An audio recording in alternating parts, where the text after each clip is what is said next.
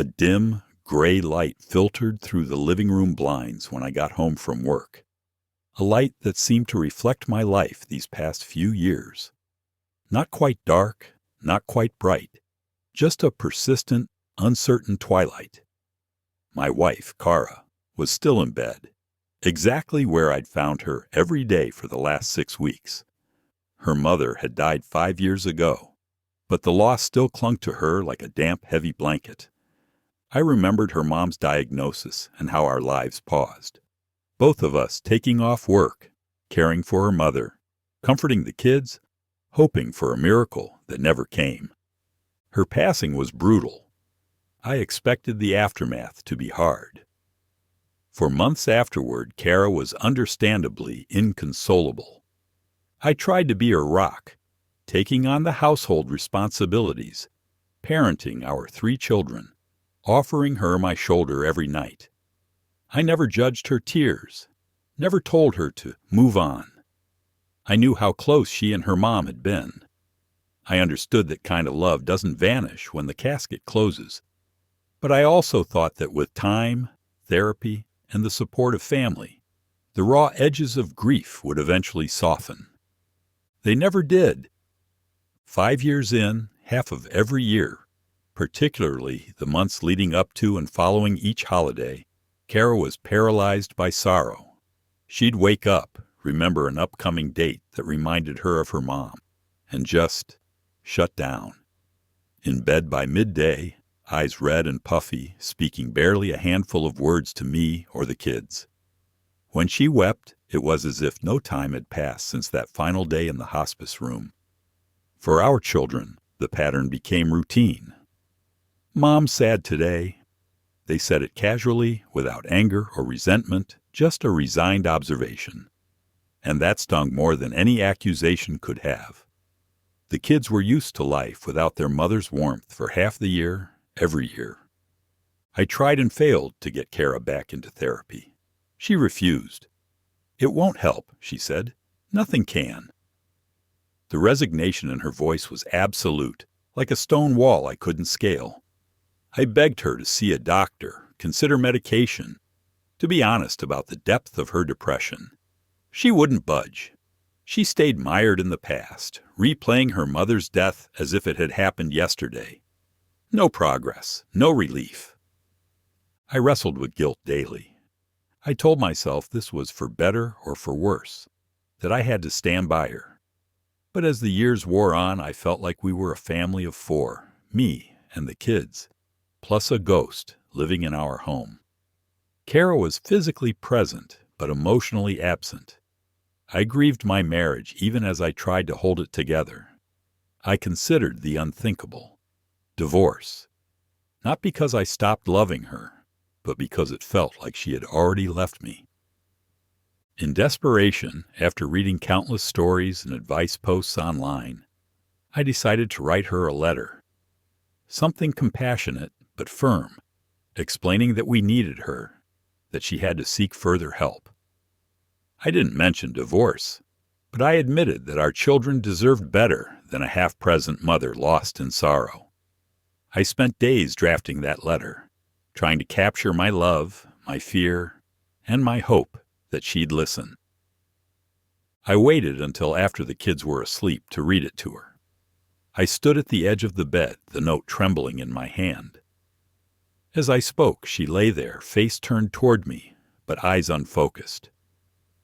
I said that I understood her pain wouldn't simply vanish, but that we needed her to want to get better. I gently urged her to consider medical treatment, more intensive therapy, anything. When I finished, she stared through me as if I were transparent. The silence stretched so long, my knees felt weak. Finally, Kara swung her feet to the floor and left the room. I followed, heart pounding, asking where she was going. She gave me a look so cold it burned. "I hope when your parents die, someone doesn't tell you to get over it," she said icily, before walking out the front door. I stood there in the hallway, dumbfounded. I hadn't told her to get over anything, only that we needed her help to help herself. Minutes passed, and panic replaced anger. Where had she gone? Was she safe? Would she hurt herself? My thoughts spiraled. I called her phone over and over. No answer. Eventually, a man's voice answered her phone. "She's fine, but she doesn't want to talk to you." Then he hung up. I didn't recognize the voice. Shock and dread intermingled in my gut. I nearly called the police, but convinced myself to wait. If she was with someone, maybe she was just cooling off. Maybe she needed space. The next day was worse. Kara didn't come home that night. I barely slept, my mind conjuring horrific scenarios. I called her phone constantly, left messages begging her to come home safe. In the morning, I still had no word. I took the kids to school, lying that Mom left early for an errand. I sat on the couch in a numb daze, phone in hand, praying she'd walk through the door.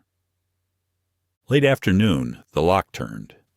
Kara stepped inside, phone in her hand, expression flat as a dead screen. Relief and anger warred within me. I tried to hug her. She pulled away. I asked where she'd been. No answer. Asked about the man who answered her phone. Blank stare. I demanded she tell me something, anything. She finally spoke, voice monotone. "John was right about you." John? Who was John?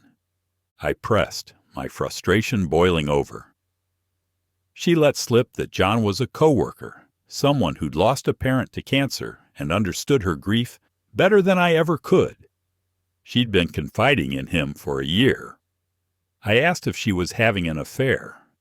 She said no, but admitted they'd cuddled, that he held her while she cried after she left our home the previous night. I asked to see her phone. She refused. When Kara went to shower, I seized the moment to check her iPad, which still recognized my fingerprint. In her messages, I found Stacy. But Stacy was John, someone she'd disguised under a fake contact. I read their texts, heart pounding. For over a year, he'd been validating her grief, encouraging her to see me as uncaring. She complained about me often. He called me unsupportive, cruel. She agreed wholeheartedly. He told her if they were married, he'd never treat her the way I allegedly did. It was a year of betrayal laid bare in pixelated words.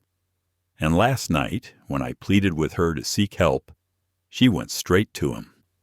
"If he asks, we just talked," she'd messaged him after spending the night. My stomach churned so hard I rushed outside and retched in a parking lot. The gravity of this betrayal hit me in waves. I'd spent years supporting her through her darkest times, shouldering the family's weight, trying to help. Yet in her mind, I was the villain. This John had taken advantage of her vulnerability. Or maybe she'd sought his validation deliberately. It didn't matter. She had chosen him over me, over our kids, over any chance at reconciliation. I returned home, trembling. Kara was on the couch, scrolling her phone, seemingly unbothered.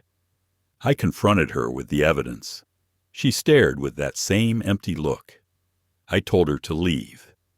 She stood, grabbed her keys, and as she walked out said, "John was right about you." The door closed behind her, leaving me alone with a silence so thick it felt suffocating. Since then, I've watched our family's life fracture. I told the kids their mom went to visit her parents, though I know I can't keep that lie up for long. They'll ask soon, and I don't know what to say. Will she come back? And if she does, what then? I can't imagine continuing this charade of a marriage.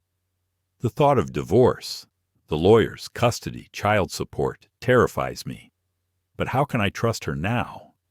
How can I go on knowing she's been secretly pouring her soul out to a stranger who mocked me, encouraging her to view me as the enemy? I cry at night, quietly, after the kids fall asleep. I try to maintain a facade of normalcy for them.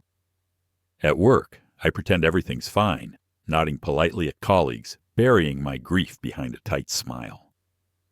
My wife has effectively abandoned me and our children to chase an understanding she never gave me a chance to provide. The grief that took her mother's life also took my wife's heart.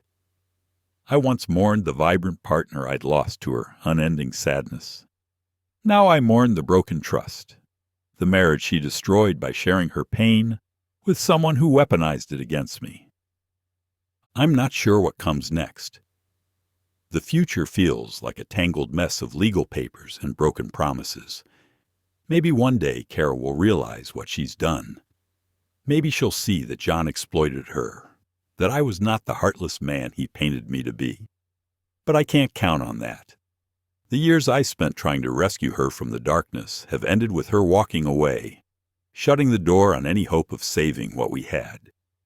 In the quiet moments when I let myself feel it all, I understand now. My marriage died the night she decided my support wasn't enough. She blamed me for failing to understand her grief. She betrayed me while I tried to hold our family together. The grief consumed her, and in turn, consumed us all. Now, as I stand on the precipice of an uncertain new chapter, all I can do is hope that my children and I find our way forward without her.